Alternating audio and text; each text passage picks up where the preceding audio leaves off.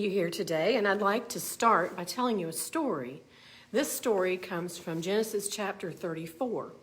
Now, I love to read the Old Testament, and I love those Old Testament stories. This one, however, is one of those that is a little bit more difficult to read. In Genesis 34, we have the story of Dinah. Dinah is Jacob's only daughter, at least his only named daughter.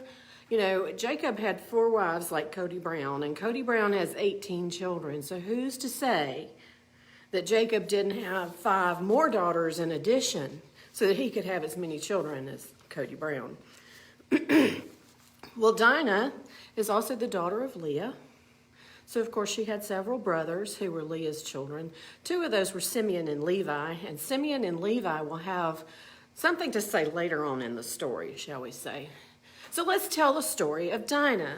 Now, Dinah is the only daughter of Jacob, had moved into the area of Shechem.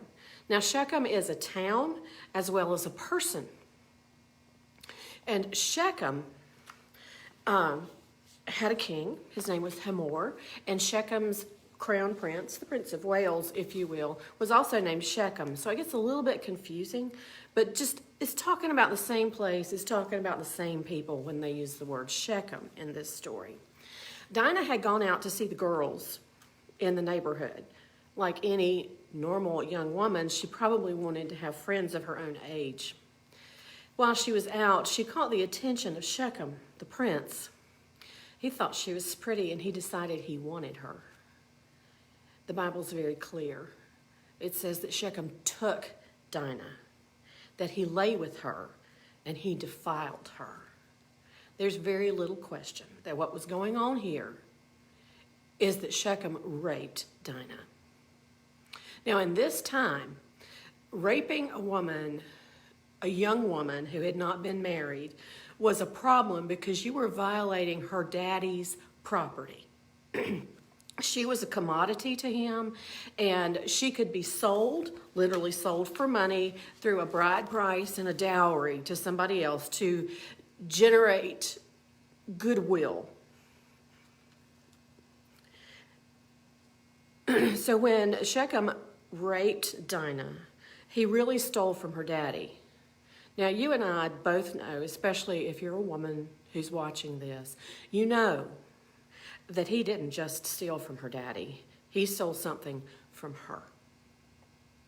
It's also common in that time that if you have violated a young unmarried woman, that you are required to marry her. You are required to pay the dowry to her daddy and a fine for taking what was important and worth something to him. Can you even begin to imagine that you have been violated and now you have been given over to a man who will now own you as your daddy did and will be able to violate you for the rest of your life? This is what was going to happen to Dinah, because Shechem went to his daddy and said, "You know what, I really think I like her. Why don't you get her for me and let her be my wife?" So Hamor, the daddy, and Jacob, Dinah's daddy, get together and decide, sure, that'll be fine. We'll just do that. Well, the brothers were not so sure about that. And they said, you know, we're really not supposed to marry outside the family. So to make you more like us, why don't you all just go and agree to be circumcised? And then we'll let you marry our sister. And we can all continue to do this intermarriage thing. And it'll be good for all of us economically. Well, rest assured, as always, you have to look where the power and the money are to see what's going on in the story. Both Jacob and Shechem and Hamor, I'm fairly certain, thought that by intermarrying with these other people, they would be able to steal their wealth. That Hamor and Shechem would get Jacob's wealth and Jacob would get theirs. In fact, the Bible even says that that's what they're all thinking about. So they managed to talk all the men of Shechem into being circumcised, because this wasn't just about Shechem, the one who violated Dinah. It's about all of the men. Now, we can't even get everybody to take a vaccine today. Can you imagine trying to convince all the women, the men in town, to be circumcised? I just don't see it happening. Well, while the men were still in pain and were in recovery, two of Dinah's brothers, Simeon and Levi, decided that they would go and they would kill all of the men in Shechem. And that's what they did. They killed Hamor, the king. They killed the crown prince. They killed all the men. And when the other brothers figured out what had happened, everybody got in on the deal and came and stole everything that the people who lived in Shechem have. Their livestock, their property, their wives, their children, everything. Probably they just got to it before Shechem could. Well, did they really make life any better for Dinah by taking revenge on the family of Hamor? Probably not, because Dinah at this point would still have been unmarriageable because she had been violated. Her only option was to go back and live with her daddy. And in that case, because she couldn't be married, she was little better than a slave. She had no status in the family at that time. Like I said, this is a hard story to understand. And just for the sake of argument, let's say that maybe it wasn't such a violent rape. Maybe Shechem and Dinah had met each other and decided that they had fallen in love. And maybe these two young people, well, nature took its course and they acted on their most natural desires. But because her virginity was such a commodity to her family, they had to make a big, fat, hairy deal out of it.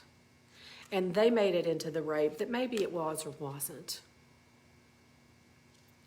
Regardless, the vengeance that was sown was totally out of proportion to the crime. And you know what? I am a girl, and I can't imagine rape. But that crime was so much. But going and taking everything and having your brothers become murderers, it just doesn't help. It doesn't make anything any better when you see that going on. Why is this story of rape in the Bible? Why is this here? What does this teach us? Well, maybe what it teaches us is that people will be normal. Young people will act on natural desires. Bad stuff happens all the time. But when bad stuff happens, it's really not for us to take into our hands to work vengeance, because vengeance doesn't help anybody. I feel like I'm at a loss for how to end this, for how to kind of draw this together and make it into something that is enriching and enlightening. The only thing that I can think of to help matters is to say that today we are somewhat more enlightened about the consequences of rape for a woman. A woman is considered to be more than just her reproductive system. And she is valuable beyond that to our society. So as you go into the weekend and you're thinking about this horrible story, remember that God is still there. Have a great afternoon. Bye.